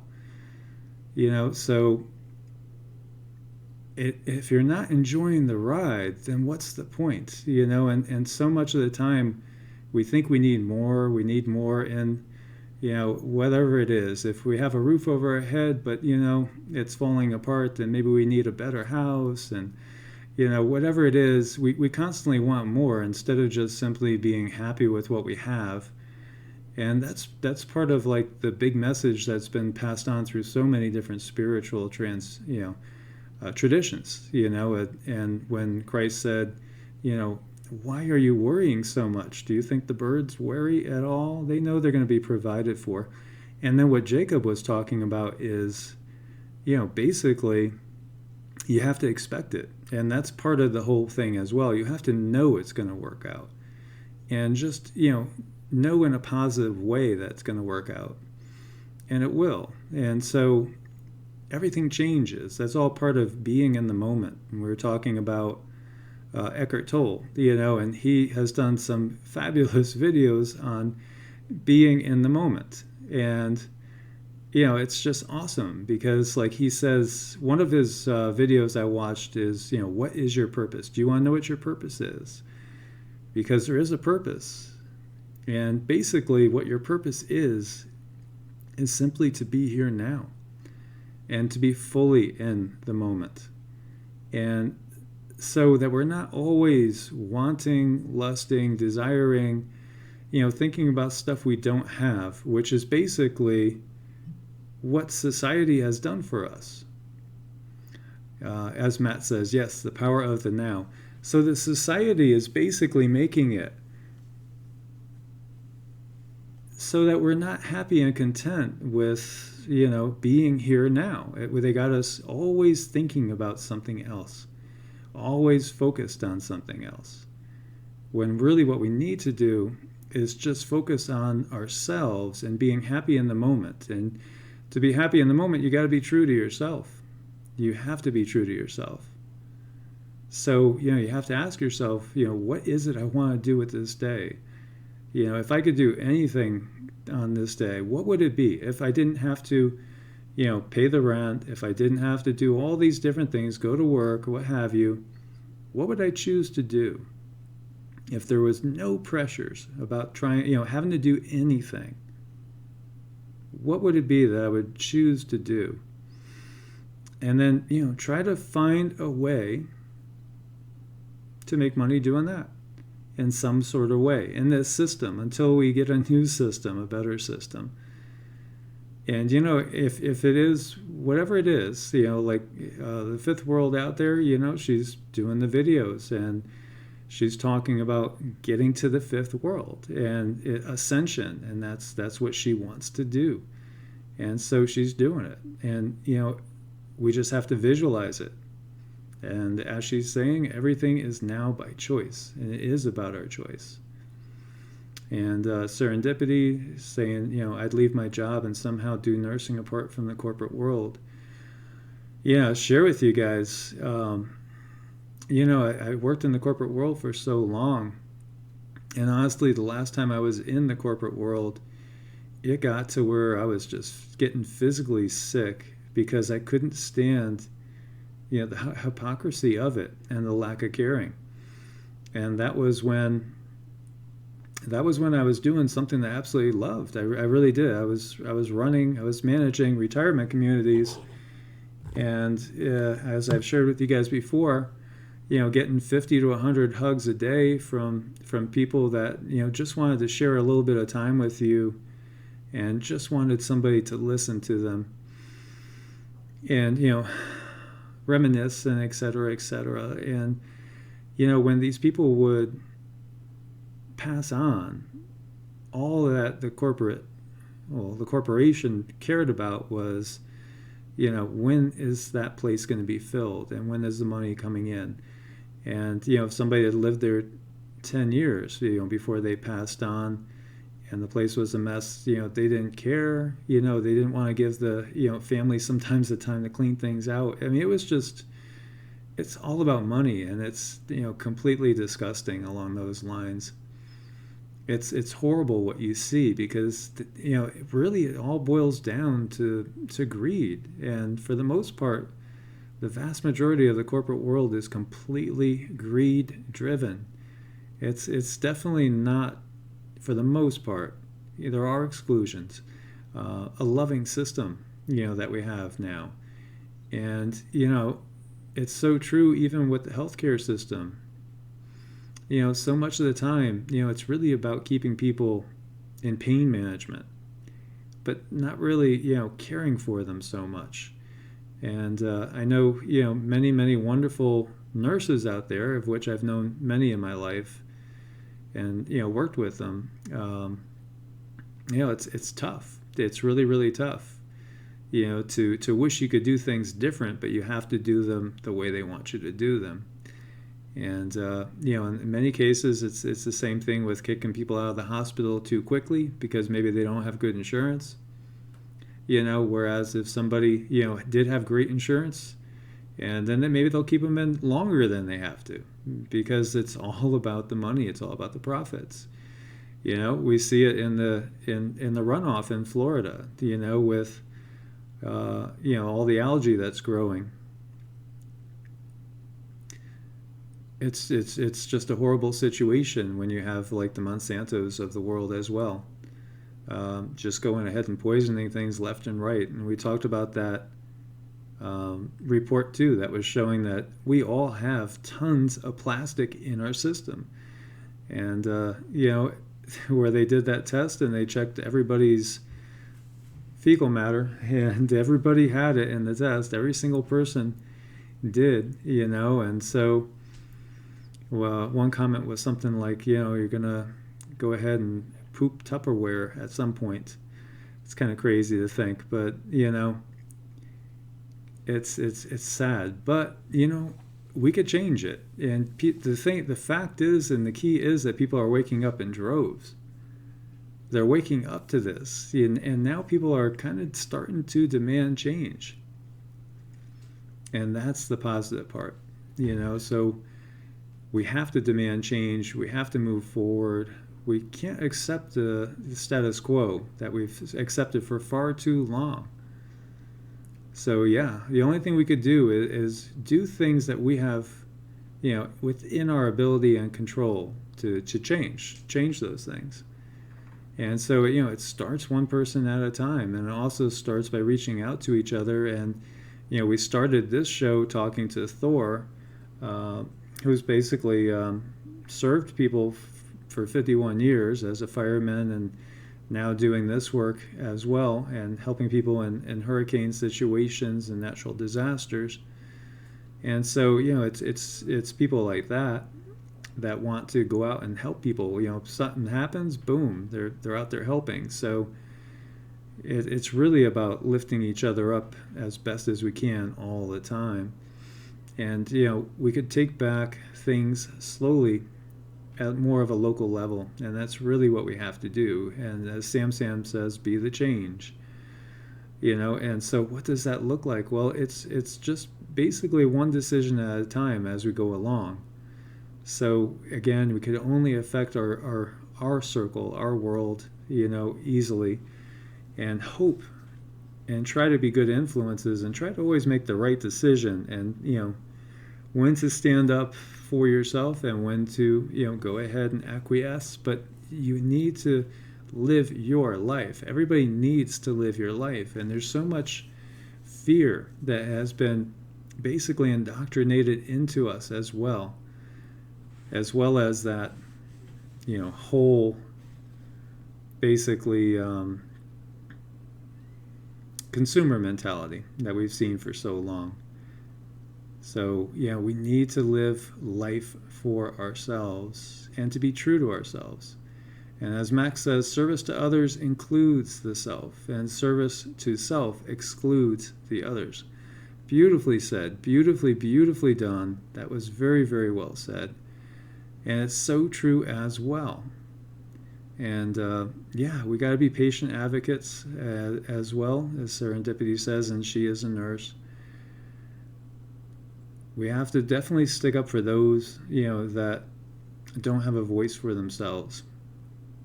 So we do need to, pick our brother up when they're down. And as we've seen with these earth changes, that could happen at any time at all. We could be just fine, and then those storms that we've seen coming, those they show up anywhere, and whether they're all natural, just a product of the grand solar minimum, or if they're weather control, weather wars, either way, we never know when it's going to come to our area. But it's a good thing to do things like to get out and get to know your neighbors as well, and start to band together. And just ask them if they have any sort of, plans or anything. And find out what their plans are and be ready to work together. Because as Thor was saying earlier, there's not a lot of help coming from FEMA. But you know what? They're doing it, and they're doing it through the churches and all the local organizations. So it's the locals and everybody else, just picking up each other and helping with each other and moving things forward together. And that's what we have to do. We don't need a big brother to tell us everything that we, everything for us to do in our lives. Yes, it's all about community, George. All about community and building communities. And I think we've lost touch with that. And that's something that was a part of our history, and that we can build communities, and it could be a beautiful thing. Start thinking of people as in terms of family. And Bill H says we should start our own off-grid community with, out in exchange of goods and services. Yeah, we would be way better off if we were back on like a bartering system or some sort of other system, because think about the system we have. The system we have is made up perfectly for those that are not even involved in the actual exchange of good and service to benefit from it through taxation, through all sorts of things, interest rates, etc., etc. And slowly but surely, this goes back to 1871, the Act of 1871, which gave control really to the banks. And as many people say, it changed America into corporate America. And so really what it does is it allows these other people, these corporate entities that we talk about, to basically become kind of like ticks and leeches and living off the blood, sweat, and tears of others. And we just imagine, think about how things would change if it was basically more of a barter and trade system. How many people, are living, how many people and how many corporations are living just basically being middlemen, or middlemen of the middlemen, not actually doing anything, not actually making anything, not actually performing any service, just simply, getting a cut. It's huge, and those are some of the richest entities in the world.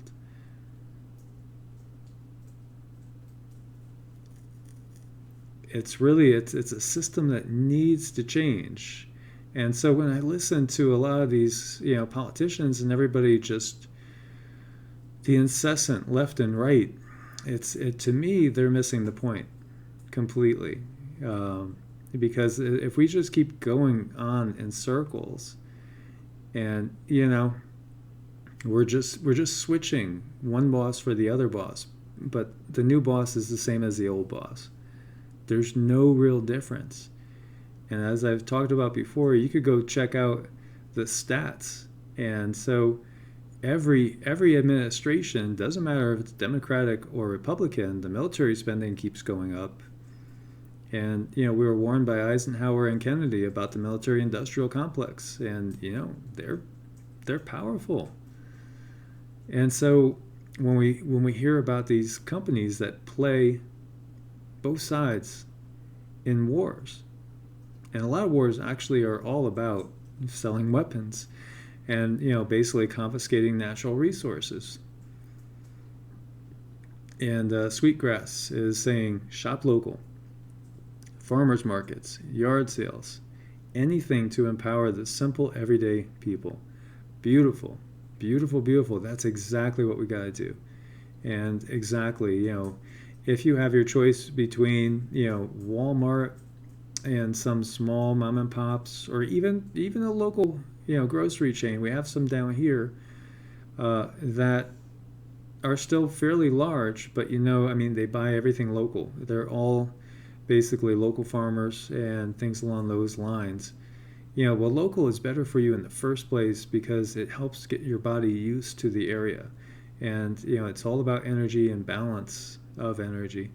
But then again, we don't want to support those mega corporations like Walmart's. And gotta be honest, Amazon makes life so damn easy, but they're getting to be just so huge.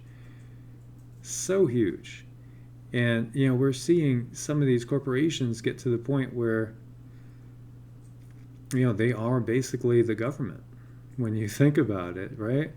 And it is a corporate government anyway now. We know that. It's all corporations. The governments are corporate. And the donations, the lobbyists, all that.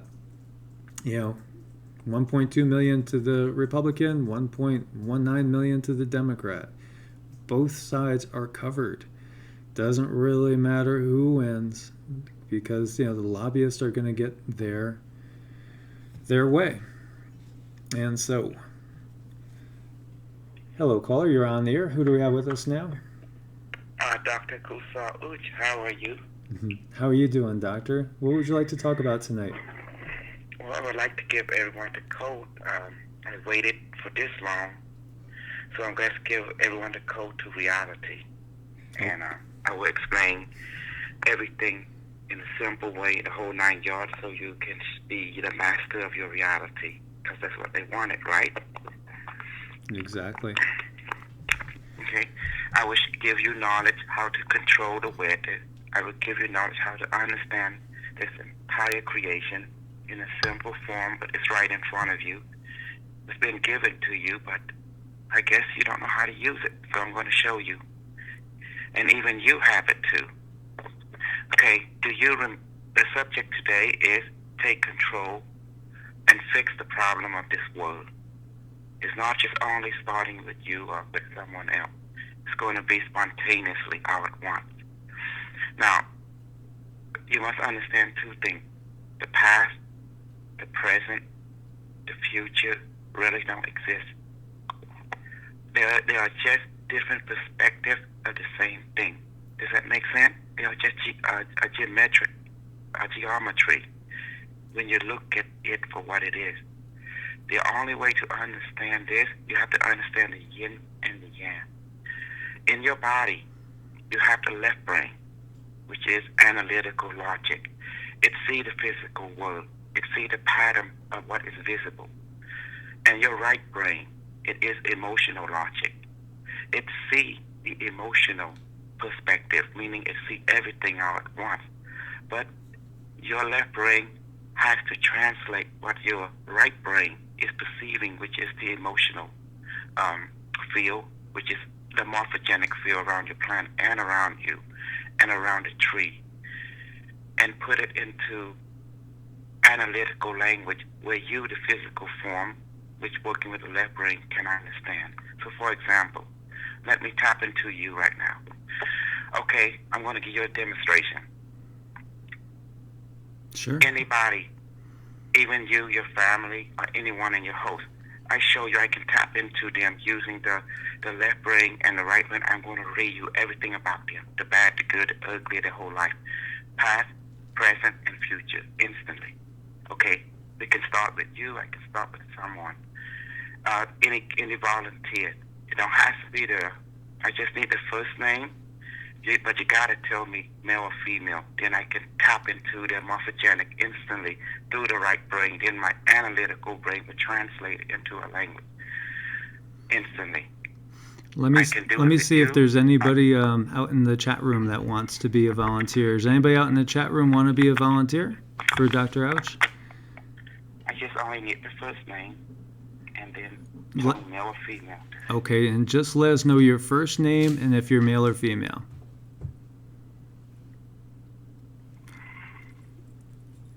Okay, male, Matthew. Male or female? Male.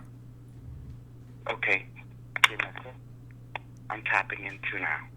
Okay, here we go. Oh, okay, this is how I see things. What I'm seeing, this person has a biogenic field, a very orange, but there is an incompleteness in the right side. So, this person now, okay, I'm going to translate everything his whole life. He basically is emotionally sensitive. That means this person, you can reach out to him with the right combination of words. He's very sensitive to words. Wrong word will trigger him. Right word will uplift him. Because of his strong emotion, that means it's mixed with biogenic fit of, this whole life is showing me that when he is drawn to tone and sound, that means he loves nature. He loves people who are trying to stick positive, but there's an incompleteness. There is trauma on the right side that relate to his past and his father figure. And his whole life is showing me right now, he don't like to be controlled. Does that make sense? He don't like to be told what to do because he's been traumatized. Where he lives a life of being controlled, and therefore he be betrayed. Because the person he believes in, which is a male figure, well, in a way that had hurted him, that caused him an abandonment, that caused pain. That person leaves his world or something of a great nature that he thought, because male is the person who lives long-term relationship. When someone of a male character that he look up to, in this case it's like, a father figure, have basically tried to control him, it broke his promise, allow him to be the person that he chose to be. So there was a judgment on him by the person he truly looked up to as guiding. And therefore it was like he was not giving a chance, to discover things for himself. Instead, we're trying to be told what to do, and he fight against it. He feel uncomfortable. So every time he meets someone who's trying to control his life or try to be assertive in his life, he feel triggered instantly. That means trigger means he feel reserved. He want to get away from that environment. He want to get away from that relationship, and it remind him in the past. So in the aura field, his orange and green is very advanced. That means on the left side, that means he's very open to kindness, he cannot be ruffled with. And when he's very sensitive, when he detects someone trying to control him, he tries to run away. So therefore, when you see a relationship, it's like one-sided, he feels uncomfortable instantly. Because subconsciously, his right brain, which is his emotion, is telling him, get away, run. So that part, he starts to cut off. He starts to go off on his own immediately, and people around him don't know why. This is the power of the right brain. It allows you to react to your emotion, to see what your emotion is. But in this culture, a lot of people are not taught about how the left brain is analytical and the right brain can see emotion. And they both work together. So this is the code of the universe. Everything happens first in the morphogenic. The right brain designed to see that. The left brain designed to take that and translate it into visible interaction, such as vocal language and thinking. That is the job of the analytical. We call it the yin. And the yang is the right, so that's the creative emotion. So in the relationship to male, this is what happened in the auric field. When I tapped into him, there was a bruise on the right side, the shoulder, represent that when there was pain and injury from that trauma, the relationship between the father figure that being a male side trying to control him, exerting authority, which caused him to have trauma. Meaning, when he triggered, he can't make decisions, what react right. Because the pain, the remembering of that experience when he was in that relationship was not balanced because it's one-sided. When he detects one-sided relationship on any level, he get triggered and start to, the sense barrier begin to emerge instantly. Because it has not healed yet. That's why. So this is how the world of morphogenic field or the auric field look like when we tap into the right brain. This is why people will look at a person, they look normal, but their right brain pick up something wrong. Sure enough, when they listen to both sides of the brain, they found out it's correct. That means it's not their time to interact with that person on a higher emotional level or higher emotional logic level yet. Because that person has some work to do, some self-searching, some connection. Okay. Now we can go on to another one. And that's pretty much, so this pattern will remain. Therefore, the future that means just perspective of what is happening right now in that person's life is all related to the past. And so that means this person needs to keep himself healthy by eating the right diet to increase his emotional right side, by also approaching a male relationship like a father figure or an elder figure. With recently approach it with caution. Always trying to be sensitive to something that the relationship would be either one-sided to control him, but now you need to approach it with compassion. That's the only way he can heal. Because that compassion will reflect back to him, will remind him, basically, that, everyone is not perfect, only God is perfect. Like, I understand this, the compassion side come Therefore, trauma begins to leave because the trauma served its purpose already. Okay, let me do another person. So you can have triangulation. Okay. Can you do Rosemary? Yeah, it's a female. Okay. Okay, checking Rosemary. Okay. Okay, what's going on with Rosemary? In her biogenic field right now, my right brain can see through her. Now, there's a lot of a symbolic knife, around in her front. Now, this is terrible from the perspective of the morphogenic field.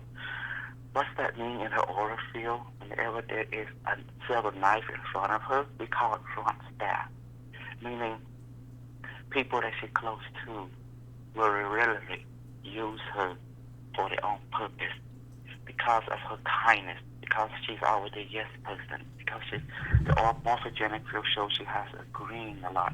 This is a person who is a hard person, who will always say yes to people, to strangers, to the one she loves. She gives a lot. She yes to the point she burned herself out. At him, when she does not fulfill, in other words, she overpromised to help people. When she don't live up to it, she hurt herself. She feels guilty. She feels that she is the sole responsibility, but not in no. In other words, the reason she feels this way is because she forgot to know that she has a limit. A limit. She violated her own limit. As human beings, we have a limit because everyone evolved differently. Although her heart is big, but her talent is very practical. It cannot go beyond some of her, her heart ability. So therefore, she feels so much guilty sometimes that she cannot live up to what she agreed to. But unknown to her, sometimes what's that word saying? She bites off more than she can choose. And when her surrounding friends that have a relationship with her see this, sometimes they subconsciously take advantage of that. And at the end, she's the one that get hurt a lot. And then she feels all her friends let her down. The truth is, that both forgot they had limits.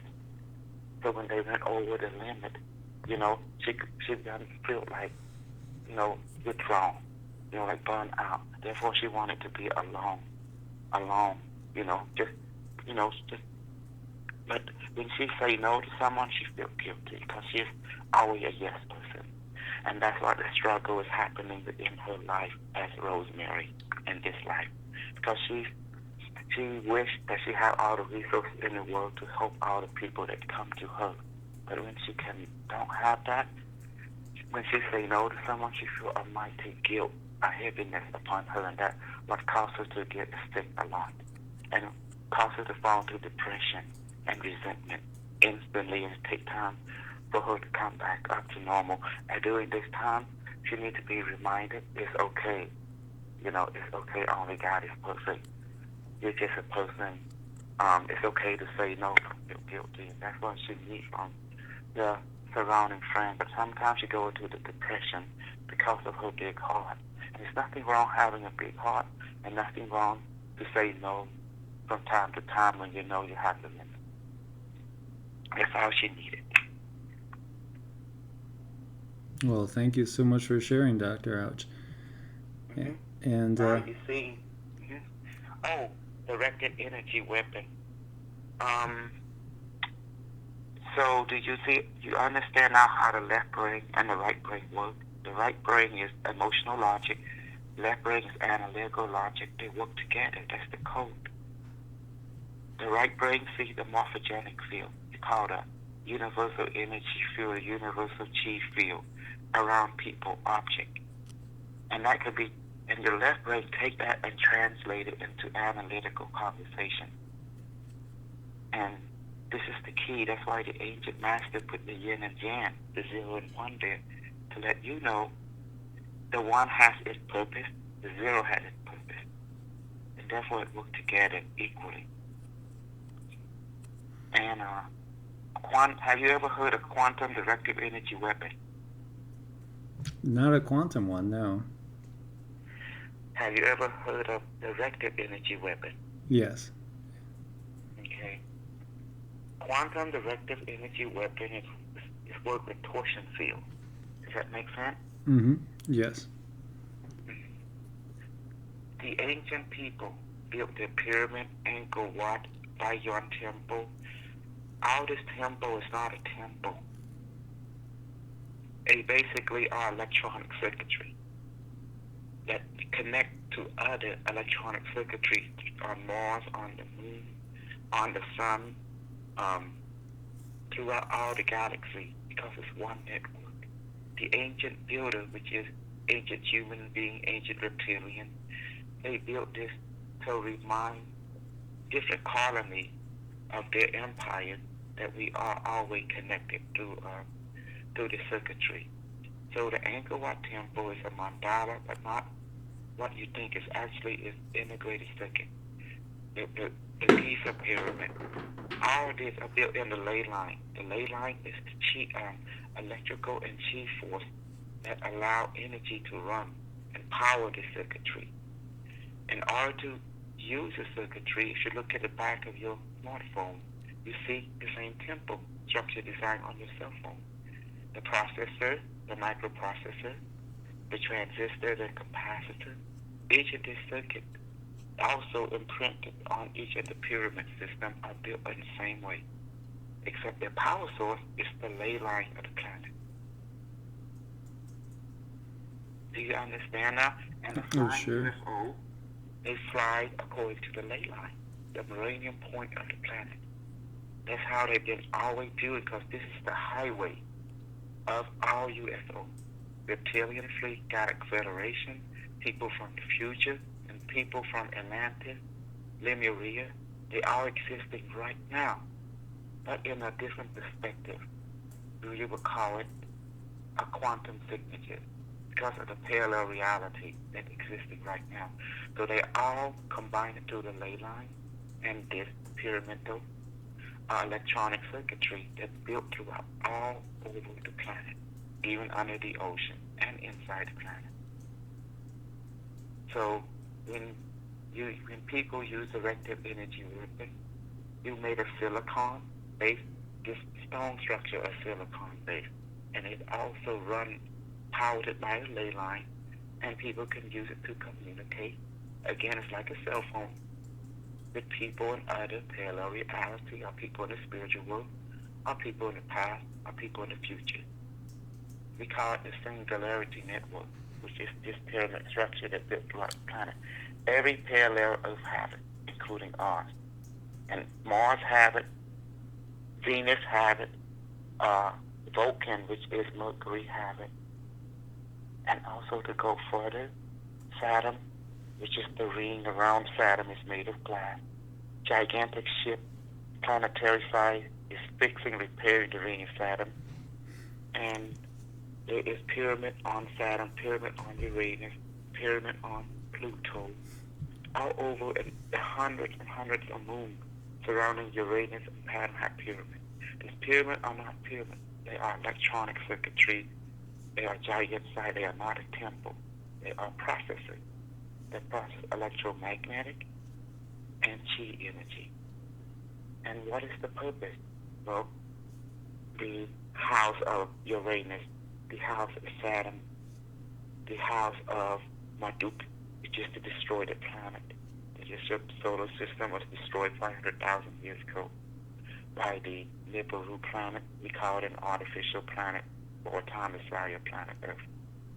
And with its sister moon. And every planet has two moons. And now you understand Earth circuitry pyramid is part of the greatest circuitry pyramid of every planet, the solar system, and the galaxy, and other galaxies built the same structure. Like one network, one singularity network. That is the reason they built it, for them and for us. It's a reminder that our ancestor is us. The same knowledge repeated over and over again. Now, how to use it? You have to use your right brain in order to use this technology. Your left brain see it, but your right brain can use it, because your right brain works with emotion and chi and singularity. The emotion can see through everything beyond space and time. That's why you need the right brain to connect to this technology, meaning you work with feeling, you tap into the morphogenic field of structure. And the structure in our timeline, it will power our technology in the electronic world. Meaning, all the pyramid structure, it has electricity, cold electricity, or ambient electricity, and inside the chamber, there is multi-electromagnetic field or multi-magnetic field, and each temple communicates with each other. So on a plane, also from the future and from the past. So there's no discontinuity of communication because they're all built on the ley line. Ley line means magnetic strong point of cosmic energy flowing on the planet because the planet is a living being. Everyone who understands right brain morphogenic field science understands this. The ancient Chinese, the ancient India, the ancient Egypt, the ancient Atlantis, the ancient Lemuria. This is people are coming from another star system. They brought this knowledge so they can build the electronic circuitry, which is the Great Pyramid. The biggest pyramid of all does not exist in Egypt. Two places, in China and in Cambodia. In Angkor Wat, it's one of the biggest networks there too. And thank you so much for sharing, Dr. Ouch. We're running out of time right now, but that was fascinating stuff, and I always appreciate your calls. Do you have a website? Yes, my website is baramay1.com. BARAMAY1.com. I have so much knowledge I want to share. Oh, to control the storm. If you want a storm, rain or rain, you must imagine a pyramid of your liking. You must see yourself in it. Talk to that imaginary pyramid. Now you ask it for rain or not rain, storm or not storm. It will happen immediately because you guys are connected to this morphogenic field. You're not far away. When you imagine a pyramid, you are the pyramid. The pyramid you imagine exists in a parallel reality that is connected to every other pyramid on our reality. Does that make sense? Yes. It's very interesting. And again, now there's people in the chat room that want that website again. So that was Varamay, V-A-R-A? No, B as in boy, A as in apple, R as in rocket, A as in apple, M as in Mary, A as in apple, Y is in Jojo, and number 1, which is numerical 1.com. Okay, wonderful. So any question in left brain and right brain communication that we have to logic? Awesome. No. I mean, I agree with what you're saying totally, and I understand where you're coming from. And as always, I really appreciate your calls. So thank you for sharing with us today. Thank you. Okay, to be next time. Thank you so much, energy. You're welcome. Namaste, Dr. Ouch. Thank you so much. May everyone be at peace. You too. So that was Dr. Ouch, and so that was her website, baramay1.com. And I'm definitely going to go check that out. She's fascinating, and I know some people don't catch it, but everything she says is, kind of obvious in some ways if you think about it. It's if you're familiar with Taoism, it's all part of the greater whole. The yin and the yang, the left brain and the right brain, and it's really the unison. Accessing each individually, and then also in unison, and recognizing what so many have alluded to, as Buddha did. This is all an illusion in so many ways.